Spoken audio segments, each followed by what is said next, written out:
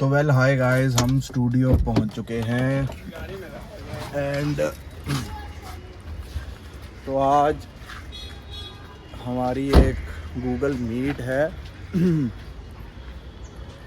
तो देखो गल हैगी है इदा गाइस कि हंसी मजाक तो अपनी जगह, अंधेरा काफ़ी हो गया है ना, तो हंसी मजाक अपनी जगह कहते दुनिया को मोटिवेशन भी देनी चाहिए। तो आज मैं आपको दिखाऊंगा कि कैसे मैं मोटिवेशन देता हूँ, अपनी जर्नी कैसे बताता हूँ आज सब बच्चों को। आज तुम्हारा भाई प्रिंसिपल बन चुका है, तो कुछ हंसा मजाक भी करेंगे, कुछ इंजॉयमेंट भी करेंगे और इंजॉय करते करते आज बच्चों की क्लास भी ली जाएगी एंड उसको उनको बताया जाएगा कि प्रिंसिपल प्रिंसिपल होता है, बच्चे बच्चे ही होते हैं। बाकी बनाते हैं ब्लॉग खाने पीने का भी। बाकी सी यू गाइस, स्टूडियो हम पहुंच चुके हैं। ये देखो सिस्टम आ गया है, ये वाला भी, इस पे गूगल मीट होगी अपनी। तो मिलते हैं।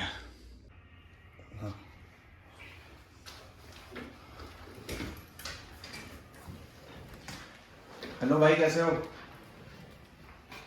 आवाज आ रही है क्लियर? हाँ clear clear clear. So,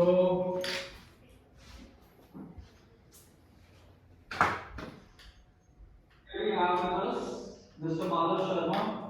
He is Engineering Law School Season 3 top finalist. Apart from that, he is also a very renowned actor with a lot of films in Bangladesh, AIT Balaji, and he's still working in the industry. So, with a big round of applause, please welcome Mr. Madhav Sharma. So, Lalita, this is our very first batch of Walking Alpha. And वही आपकी journey सुनना चाहेंगे। And जैसा भी अगर Q&A अगर आप चाहते हो कि बीच में ही चलने दें तो they will ask questions in between, जैसा भी होगा whichever way you want it to be. भाई मैं मतलब चाहता हूं आपकी क्लास है, आप बताओ कैसे चलना है, वैसे चलेंगे हम। अच्छा, तो वीडियो में आते हैं ऐसा करते हैं कि आप पहले अपनी जर्नी के बारे में बताएं। श्योर। एक बार जर्नी बारे में आपका बताया है, उसके बाद you can just guide them कि अगर ये एंटरटेनमेंट इंडस्ट्री में आना चाहते हैं, अच्छा, लाइक अभी ये सब नाटकों में है, अच्छा, तो अगर ये रियलिटी शोज में आना चाहते हैं, अच्छा, और ये सीरियल्स, तो क्या प्रोसीजर है, किस तरीके से शुरू करना चाहिए।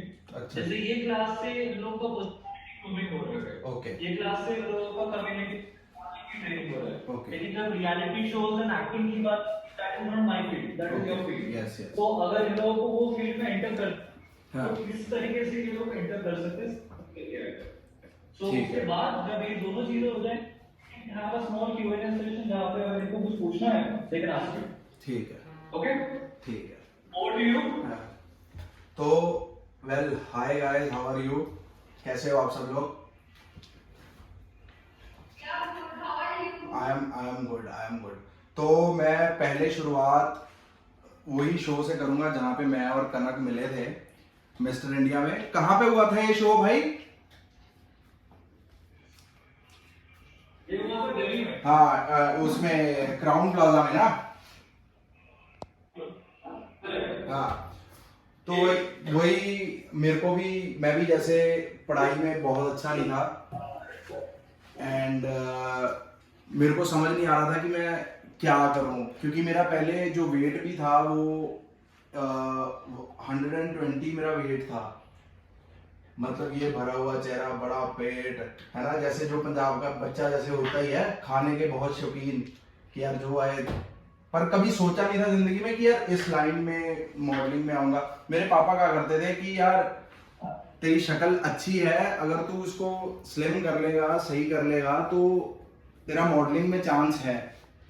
तो पढ़ाई समझ में मेरे को आती नहीं थी और मेरे को समझ में कुछ नहीं आता था, तो मेरे को लगता था कि यार यही करके देख लेता हूँ, क्योंकि पढ़ाई से मेरे को कोसों दूर रहना था। क्योंकि मेरे को आज भी अगर मैं दिन पुराने याद करता हूँ तो मेरा शुक्र मनाता हूँ कि यार अच्छा हुआ वो मेरे दिन चले गए पढ़ाई वाले। तो जैसे कि आप सबको अपने दिन बहुत याद आते होंगे कि यार कॉलेज डेज, फलाना डेज, मेरे को कुछ याद नहीं आता और मैं कहता हूँ अच्छा हुआ निकल गए वो। तो ऐसे करते करते मॉडलिंग में मैं पतला हुआ। फिर उसके बाद पब्लिक का रिव्यू मेरे को मिलना शुरू हुआ। दो तरह की पब्लिक होती है, जो आपको जेन्युइनली बोलती है और एक होती है जो आपको पंप करती है, मतलब एक मजाक बनाने के लिए नहीं बोलते ओए हीरो, ओए मॉडल। तो ऐसे करके तो वो पब्लिक को भी आपने पहचानना है कौन आपका साथ दे रहा है और कौन आपको पंप कर रहा है। ये जो पंप है ना, पंप की वजह से नहीं, मतलब आपने मॉडलिंग में जाना। अगर आपको लगता है ना कि अंदर से मैं कर सकता हूं या मेरे अंदर चांसेस हैं कि यार मैं जाऊंगा, तो अपने पे भरोसा रखना है। फिर नहीं सुननी किसी की, चाहे कोई भी हो। तो फिर ऐसे करते करते मैं चंडीगढ़ आया, मॉडलिंग में आया। करते करते करते करते तो मैं यहाँ मॉडलिंग लाइन मैंने छोड़ दी किसी वजह से, क्योंकि इसमें थोड़ा चीजें ऐसी हैं कि यार मतलब मेरे को सेटिस्फेक्शन नहीं मिल रहा था यहाँ। तो फिर मैं बॉम्बे आया। बॉम्बे आके पीजीओ में रहा। मैं अपने घर से बहुत अच्छा हूँ, मतलब मेरे को दुनिया बोलती होती थी कि यार तू पहले ही स्टारों वाली जिंदगी जी रहा है, तेरे को बॉम्बे में जाके स्ट्रगल करने की क्या जरूरत है। तो मैं उनको बोलता था कि यार जो कुछ कमाया मेरे पापा ने कमाया, मेरे नाम से साला मेरा भी आधार कार्ड भी नहीं है। तो मेरे को था कि शुरू से मेरे को खुद की पहचान बनानी है, चाहे इतनी सी हो लेकिन वो मेरे खुद की हो।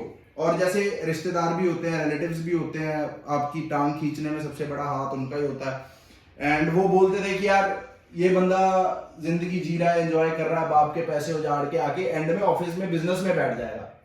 तो मेरे को वो लाइन नहीं सुननी थी कि यार उजाड़ के ऑफिस में बैठ जाऊंगा। मेरे को था कि यार जो पहचान हो वो मेरी खुद की हो, चाहे कुछ भी करूं। मैं मॉडलिंग में भी आया, मिस्टर इंडिया भी किया, कनक भाई भी साथ में थे। मेरे को पता नहीं, कुछ नहीं करना आता था, बस चले गए। भरोसा था खुद पे कि यार चलेंगे तो रास्ते बनते चले जाएंगे, और ऐसे ही हुआ, रास्ते बनते चले गए। तो बॉम्बे में मैं आया। सिर्फ मैं आपको बताना चाहता हूँ कि जो बंदे एक्टिंग में जाना चाहते हैं या बॉम्बे में आके स्ट्रगल करना चाहते हैं, स्ट्रगल बहुत है, ठीक है। आपको डरा नहीं रहा, मैं आपको इससे मोटिवेशन लेना। स्ट्रगल वहां पे बहुत है। 1 लाख बंदा रोज आता है, 50,000 बंदे रोज वापस जाते हैं। और उन 50,000 में से जो यहाँ टिकते हैं वो कोई पार्टी करने लग जाते हैं, कोई लड़कियों के चक्कर में पड़ जाते हैं, कोई नशेों के चक्कर में पड़ जाते हैं, कोई मतलब you know the things divide. जो बंदे होते हैं वो सिर्फ बहुत कम बंदे होते हैं जो फोकस्ड होते हैं अपने गोल को लेके। मैं उनमें से एक था बंदा। मेरे को पार्टी करनी नहीं पसंद, जहां पे सारा म्यूजिक बहुत लाउड हो, मेरे को वो नहीं पसंद। मैं ना दारू पीता हूँ या ना, मतलब जो भी फंक्शन के जितने प्रकार के नशे भी होते हैं वो मैं नहीं करता, क्योंकि मेरे को था कि यार अगर मैं आज स्ट्रगल कर लूंगा ना तो आने वाला कल मेरा बहुत अच्छा होगा। तो इस सब में एक बात याद रखनी है, ईमानदार रहो। अगर आप जैसे इस क्लास में बैठे हो ना, अगर आप 1 घंटा दे रहे हो ना, तो आपका 1 घंटा इसी क्लास में होना चाहिए। ये नहीं कि उठ के फोन चलाने लग गए या किसी से चैटिंग करने लग गए। मतलब जो भी काम करो ना उसमें आप टोटल फोकस्ड रहो। तो फिर उसके बाद मैं बताता हूं कि यार बैग उठाया, सुबह पीजी में रहता था, पानी भी नहीं आता था यार वहां पे। मतलब हिसाब लगा, आधी बाल्टी से नहाना धोना सब करना। बॉम्बे की सबसे बड़ी प्रॉब्लम है, पानी नहीं है यहाँ पे खुला। हमारे पंजाब में क्या है, सबमर्सिबल लगी हुई है, मतलब जितना पानी चाहे पूरा घर भर लो पानी से, इतना पानी है वहां। तो यहाँ पे पानी की बहुत दिक्कत, तो उतने में ही नहाना, उतने में ही करना, बैग पहनना, रोज निकलना।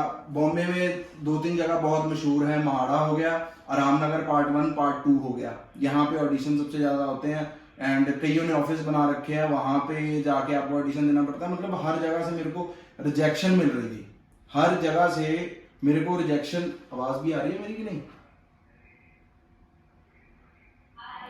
आ रही है ना? तो हर जगह से मेरे को रिजेक्शन मिल रही थी यार। हर जगह बोल रहे थे नॉट फिट, नॉट फिट। कई बार बोलते थे मतलब जो हम स्टार कास्ट ले रहे हैं उससे आप ऊपर लग रहे हो। तो मतलब ऐसे ऐसे करके मैं काफी यार निराश हो गया। लेकिन दिल में जज्बा था कि यार पीछे बोल के आया था कि यार मेरे को मेरी खुद की पहचान बनानी है। तो क्या हुआ कि ऐसे करके तो मैंने अपनी मोटिवेशन का जरिया क्या रखा था कि मैं रोज शाम में मंदिर जाता था 1 घंटा, कि यार जो होगा भगवान देख लेंगे। इस्कॉन जुहू नाम तो आपने सुना होगा ना, राधा रास बिहारी का मंदिर है वो, वहां पे तो मैं वहां जाके 1 घंटा आरती में जाता था। मतलब मेरे दिन की जो थकान होती थी मैं वहां जाता था, और मैं ना अंदर से, आप एनर्जीज में जो बंदे बिलीव करते हैं, मेरे को ऐसे लगता था नेगेटिव चीजें मेरे से बाहर जा रही हैं और पॉजिटिव मेरे अंदर आ रही हैं। तो ऐसे कर करके मतलब बड़े ऑडिशन मिले, मतलब मैंने जितने वॉक इन ऑडिशन दिए हैं उसमें मेरी कभी बात ही नहीं बनी। मेरे ऑडिशन कैसे बने हैं, जैसे मैं अपने दोस्त के साथ मंदिर में गया तो वहां पे कास्टिंग वाला आया हुआ था, उसने मेरी बात करा दी कि यार ये भी भाई एक्टिंग में है, ये भी एक्टिंग करता है। तो हमारा क्या काम होता था, भाई कुछ हो बताना, काम करने के लिए बैठे हैं, मतलब करेंगे, जो कुछ बोलोगे वो करेंगे। तो ऐसे ही मैं वापस पंजाब गया हुआ था। ये मैं बात आपको बता रहा हूँ 2017 की, 2017 की बात बता रहा हूँ। मैं गया हुआ था वृंदावन, वृंदावन से मेरे को कॉल आता है कि ऐसे ऐसे करके आपको इंट्रोडक्शन भेज अपनी। तो मैंने क्या किया, मेरे पास इंट्रोडक्शन तैयार रहती थी, तो इंट्रोडक्शन मैंने साथ के साथ भेजी। मेरे को कह रहे आपको 5 मिनट में प्रोडक्शन से कॉल आएगा। प्रोडक्शन से कॉल आया, वो कह रहे कि आप मतलब ये ऐसे ऐसे करके करेक्टर है, आप करेक्टर में इंटरेस्टेड हो। मैं कहा मैं भूखा हूँ, कुछ दे दो मेरे को। कह रहे आप कह रहे गंगा जी के बीच में कूद जाओगे। मैं कहा मैं कहीं से भी कूद जाऊंगा। कह रहे आपको स्विमिंग आती है। मैं कहा वो आप बचा लेना, लेकिन मैं कूद जाऊंगा। मैं कहा इतना भूखा हूं मैं काम के लिए। मैं कहा मेरे को कुछ करने दो, मैं रेडी हूं। तो वो बोलते कि आप, कह रहे बजट क्या है। मैं कहा सुनना ही नहीं बजट क्या है, जो कुछ है दे देना, चाहे खर्चा जो चाहिए। मैं आज तक मेरा जिंदगी का असूल रहा है, मैंने बजट सामने वाले से जो मेरे को दे दिया मैंने एक्सेप्ट कर लिया, मैंने अपनी डिमांड नहीं रखी। क्योंकि मैं इस इंडस्ट्री में पैसे के लिए नहीं आया, मैं आया खुद की पहचान बनाने के लिए। अगर मेरा टैलेंट चल गया ना तो पैसा तो मतलब गिनते गिनते थक जाऊंगा, इतना पैसा आ जाएगा। फिर उसके बाद मेरे को कॉल आया ऐसे ऐसे करके। फिर मैं अगले दिन बनारस गया, वो सीरियल आया था रिश्तों का चक्रव्यूह स्टार प्लस पे, जिसमें बड़ी बड़ी स्टार कास्ट थी। अंजू महिंद्रू थी, महिमा मकवाना थी जो भी अंतिम फिल्म में एज अ हीरोइन आई है। फिर उसमें मैं और मेरा एक दोस्त हम नए थे, तो उसमें हमारा जैसे मेरा 10 एपिसोड का कैरेक्टर था, तो मेरा और उसका एक्सीडेंट हो जाता है। फिर उसके बाद सीरियल बंद हो गया। फिर उसके बाद मैं आ गया पंजाब आ गया। फिर वो सिस्टम हुआ, सब ठीक हुआ, कुछ फैमिली इश्यूज हो गए थे। फिर मैं वापस आया बॉम्बे में। अब सब यहाँ पे मेरे लिंक टूट चुके थे। जो इंसान बोलता है ना कि यार मैं बॉम्बे में ही रहूंगा, लिंक बना के रखूंगा फलाना, मेरे लिए 2018 में फिर से मैंने वो लिंक बनाए। मतलब जज्बा इतना था कि जीरो भी हो जाऊंगा फिर से उठ जाऊंगा, कोई चक्कर नहीं। मतलब मेरे को मसल भी दोगे ना आप, तो मैं वो बीज हूं जो पेड़ बन जाऊंगा, चाहे मेरे को कहीं भी फेंक दो। फिर ऐसे ही हुआ, ऑडिशन करते अपनी वही रिक्वायरमेंटों पे मैंने अपना वो भेजना शुरू करा, अपने प्रोफाइल भेजनी शुरू करी, सब कुछ भेजना शुरू करा। तो ऐसे ही बैठा हुआ, तो प्रोफाइल मेरी ना मैंने किसी को भेजी और उसने ना वो एंडेवॉल में भेज दी। एंडेवॉल समझते हो, जो बिग बॉस की प्रोडक्शन हाउस है, लव स्कूल का प्रोडक्शन हाउस है, रूडीज का प्रोडक्शन, मतलब वूट एट द एंड जो वूट वाले जो करते हैं, तो उनके प्रोडक्शन से मेरे को कॉल आ गया। तो वो बोलते हैं कि वहां पे मैं गया, मेरी इंट्रोडक्शन हुई, मेरी इंटरव्यू हुई। तो वो बोलते हैं कि यार क्या काम किया है आपने और क्या नहीं। मैं कहा मैं काम कुम कुछ नहीं किया। मैं कहा मैं यहाँ पे सिर्फ मेरे को जो बोलोगे मैं वही करने आया हूँ। तो कह रहे वहां पे ऐसे करके लड़ाइयाँ भी होंगी। मैं कहा लड़ाइयाँ होंगी तो मैं उनको खा जाऊंगा। मैं कहा मैं शेर हूँ। मैं कहा मेरे सामने कोई टिका दो, जो आपका यहाँ पे सबसे बेस्ट बहस करने वाला है ना उसको मेरे सामने खड़ा करो। मैं कहा मैं एक बोलता कॉन्फिडेंस होता है, एक ओवर कॉन्फिडेंस होता है। मैं कहा आपको अभी मेरी बातों से ओवर कॉन्फिडेंस लग रहा होगा, लेकिन मैं वो बोलता ही नहीं जो मैं कर सकता नहीं। मेरे को पता है जो मैं कर सकता हूँ तभी मैं बोलता हूँ। There is a very thin line in confidence and over confidence, इन सब में बड़ी वो है। तो मतलब उनको मेरा ना ये चीजें, मतलब मेरा बेबाकीनेस, मेरी ये जो खुल के बोलना, मुंह पे बोलना, मतलब अगर बुरा लग रहा है तो बुरा लग रहा है, तो ये चीजें उनको मेरी बहुत पसंद आई। तो करते करते करते एंड वाले दिनों पे पहुंच गए हम कि कास्टिंग हो गई। तो मैंने फोन करा, मैं कहा ऐसे ऐसे करके कि यार मैं शो पे हूँ या नहीं हूँ।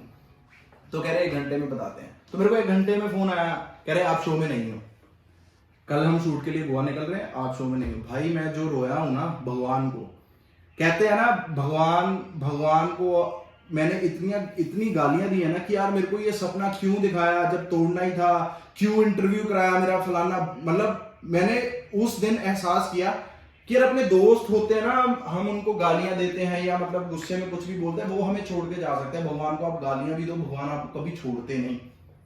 तो मैंने उस दिन डिसाइड कर लिया कि यार मैं अब कोई ऑडिशन नहीं दूंगा। मतलब एक इतना अंदर मतलब वो चीजें इकट्ठी हो गई थी कि यार इतनी मेहनत करने के बाद भी साला कुछ नहीं हो रहा। मतलब मेरे को मतलब शो से ले जाते बोल रहे कि नहीं जाओगे आप। फिर उसके बाद मैं 10 दिन कोई ऑडिशन नहीं दिया, घर पे सिर्फ सोया रहता था, जिम जाता था, खाना खाता था, उठता था, बैठता था। तो ऐसे ही करते करते 10 दिन निकल गए।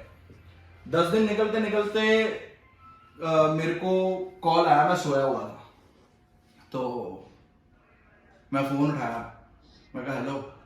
कह रहे क्या कर रहा है? वो जो मेरे लिए फाइट कर रहे थे, जो मतलब मेरे को चाहते थे कि यार ये बंदा शो पे कमाल करेगा, मतलब उनकी बात कोई सुन नहीं रहा था। तो मेरे को उनका कॉल आया, कह रहे क्या कर रहा तू? मैं कहा सोया हुआ हूँ। कह रहा ऑडिशन नहीं दे रहा? मैं कहा छोड़ दिया सिलसिला, नहीं दे रहा ऑडिशन, साली बात तो बनी नहीं किया। कह रहे तेरी रात की टिकट करा रहा हूँ, तेरे को गोवा आना, लव स्कूल में तेरी एंट्री करा रहा हूँ मैं, वाइल्ड कार्ड।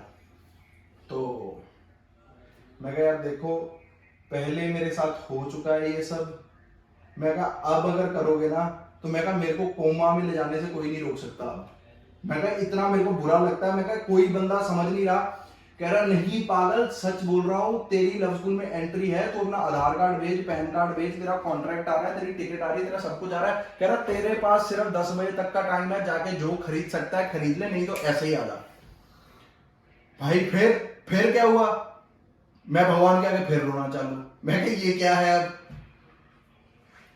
मैं कहा वहां पे मैं कहा पहले ये हो रहा था, मैं कहा और अब ये, मतलब जो कहते हैं ना खुशी और दुख का एक ही प्रतीक है, वो है आंसू।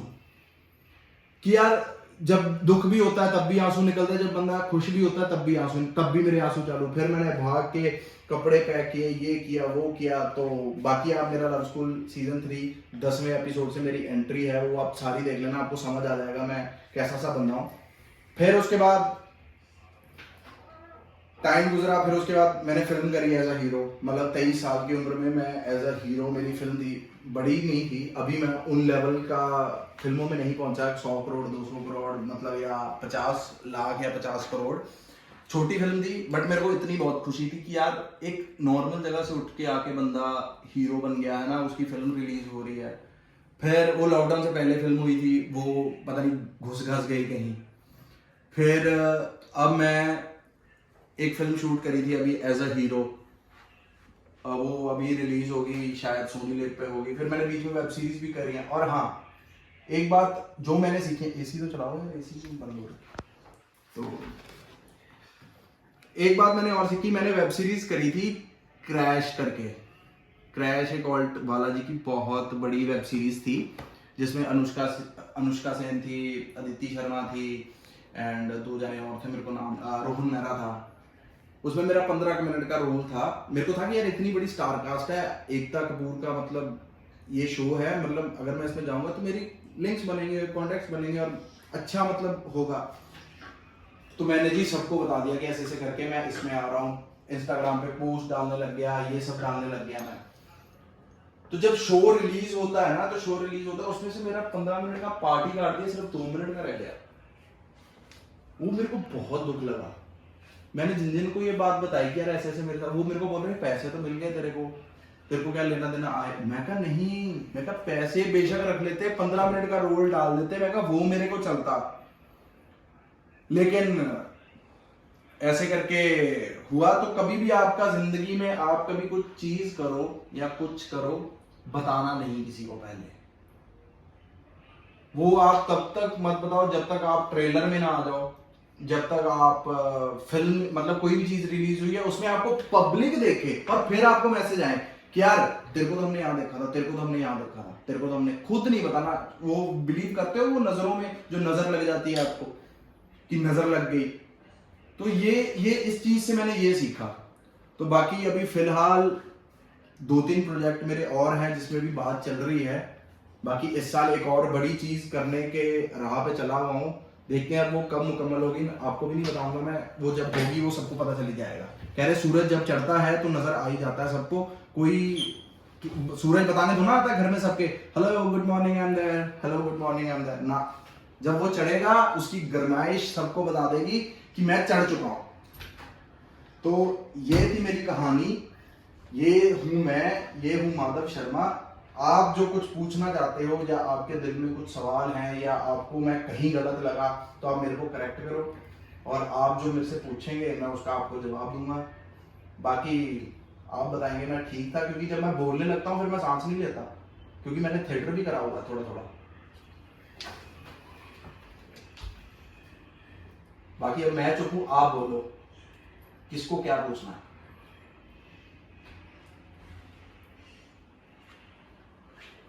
Yes. हाँ Questions? हाँ?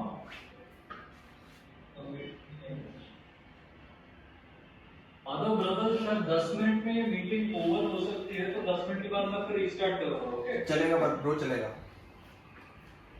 हाँ चलो गाइस, क्वेश्चन।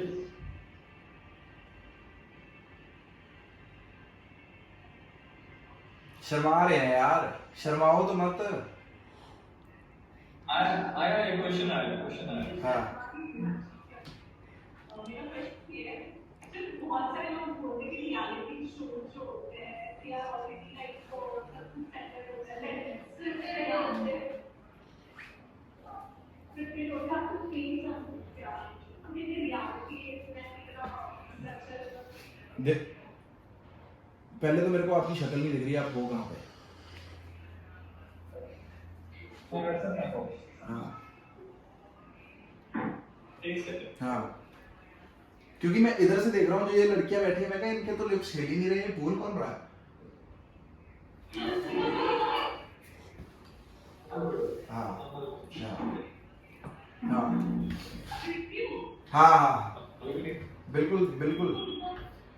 तो मैं आपका ये क्वेश्चन का जवाब दे देता हूँ कि ये सारी ना सुनी सुनाई बातें हैं कि यार स्क्रिप्टेड होता है, क्यों होता है, ये होता है। मैं बताता हूँ ये परंपरा कहाँ से चलती आई है। मैं उसके बिल्कुल जड़ पे गया हूँ और उस पर मैंने वर्क किया है और मैंने ये चीज समझी है।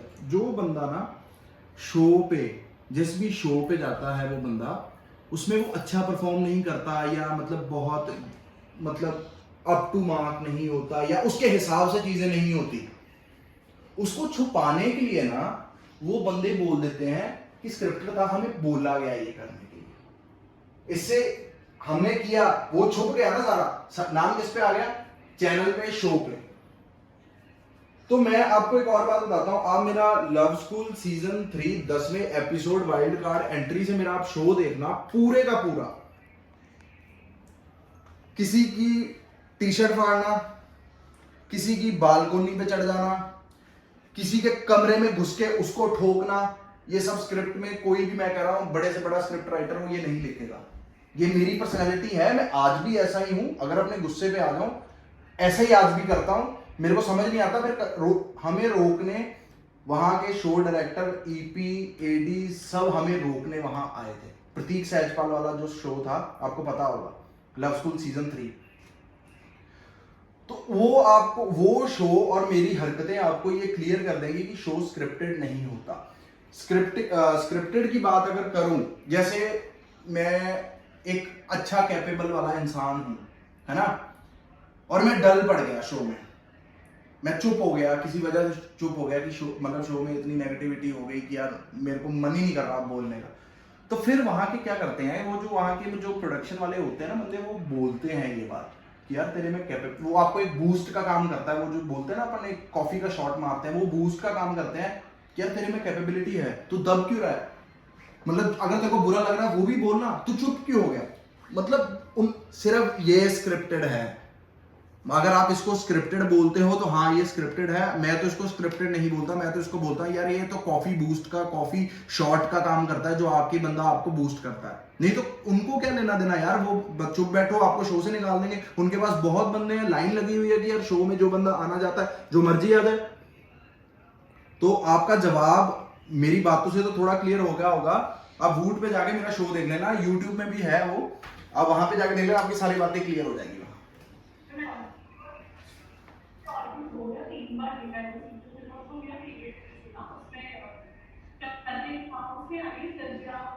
हाँ हाँ हाँ।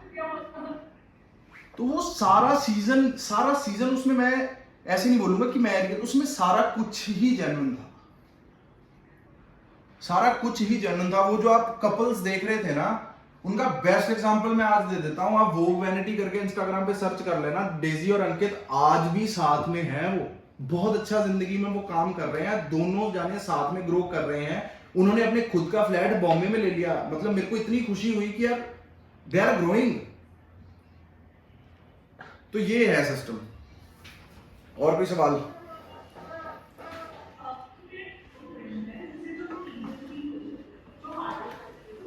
आइडेंटिफाई कैसे करना कि ये फेक है, ये स्कैम है, हम लोग